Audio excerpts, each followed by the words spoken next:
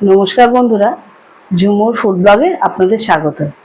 আজ আমি ছোলার ডাল বানাবো একদম সাধারণভাবে। তার জন্য লাগছে আমার ছোলার ডাল, রেখেছি, সেটাকে প্রেসারে সেদ্ধ করে নিতে হবে।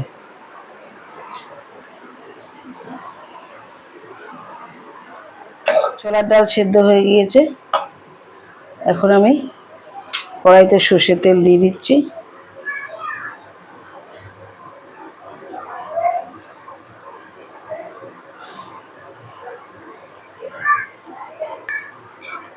তেলের মধ্যে আমি ছোট ছোট করে আলু কেটে রেখেছিলাম, তেলের মধ্যে এই আলুগুলোকে ভেজে নিচ্ছি।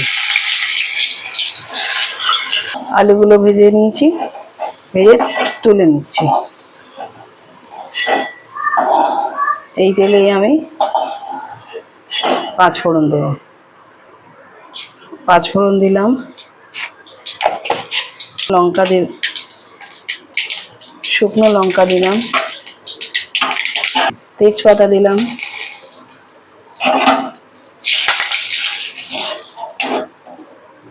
পেঁয়াজ বাটা দিচ্ছি,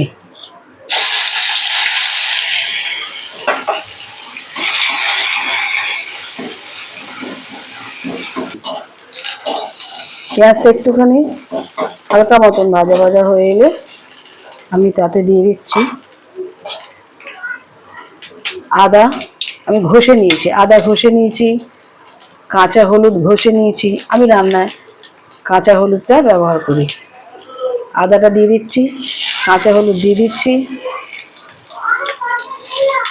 কাঁচা লঙ্কাও দিয়ে দিচ্ছি।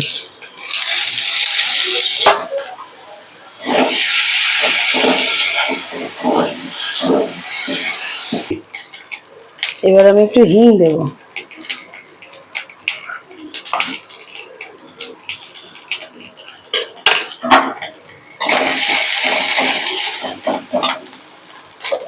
টমেটোগুলো দিয়ে দেবো।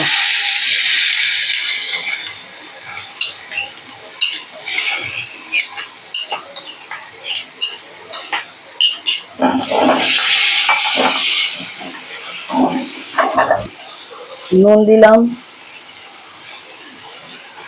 নুনটা দিয়ে তো নেড়ে নেব। লঙ্কার গুঁড়ি দিচ্ছি রঙের জন্য।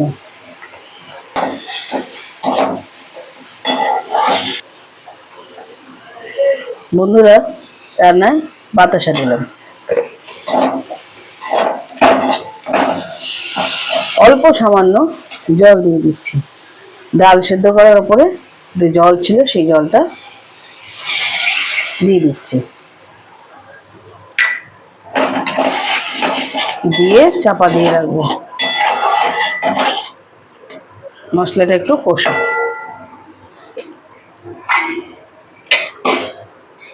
ঢাকা খুলে দেখি কি অবস্থা, ফুটছে।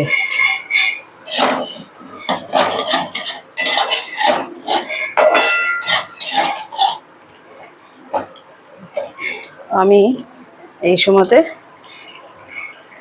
আলুটা দিয়ে দিই, ভাজা আলুটা এর মধ্যে দিয়ে দিচ্ছি।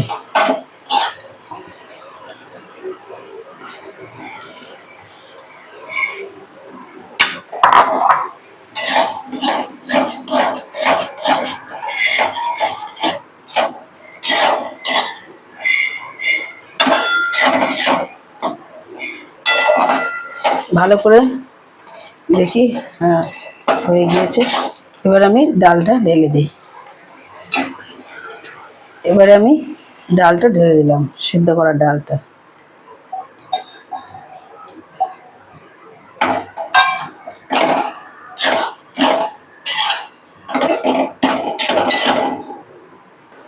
ঢাকনাটা খুলে দেখি কি অবস্থা। ভালো করে নাড়াবো।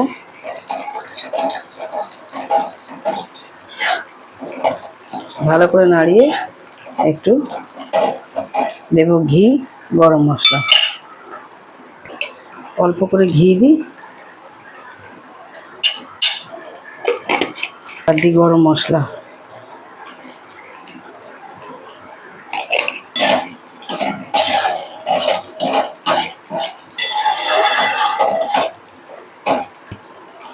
একটু কসুরি মেথি হাতে ঘষে দিয়ে দিলাম।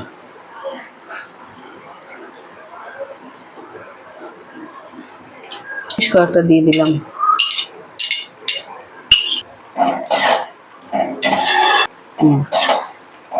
বলি বন্ধুরা, যদি কেউ মনে করেন পেঁয়াজ বাটা দেবেন না, তাহলে এটা পেঁয়াজ ছাড়াও করতে পারেন।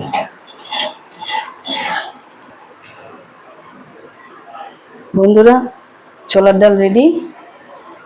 পছন্দ হলে লাইক শেয়ার করতে ভুলবেন না। কেমন? আজকের মতন এইটুকুই। টাটা।